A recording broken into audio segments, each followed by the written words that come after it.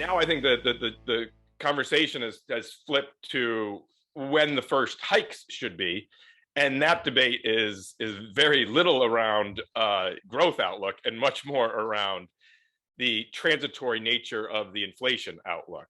The Fed is still confident, the core of the Fed is still confident in this being transitory, but every month it's looking a little less and less transitory. But it's also clear that this inflation is driven by supply chain constraints, and not necessarily a situation like the 70s where you're having hyperinflation. The problem with the situation that they're in is we can't ship things, so you can't produce enough of them, so that is resulting in prices going up.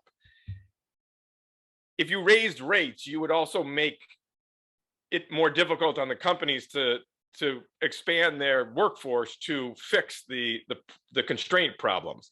So it's not a normal Fed inflation scenario. It's, I suppose we did go through it in 1919, but the world was a very different place. So the solution to this inflation problem is different than it's ever been before. And some are calling for us to tighten. Tightening would work, but it would probably result in maybe a recession.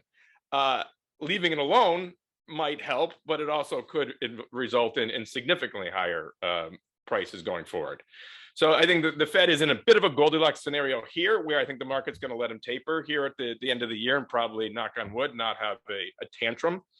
But as months go by and prices still remain elevated, their credibility on the transitory nature is going to be pressed. And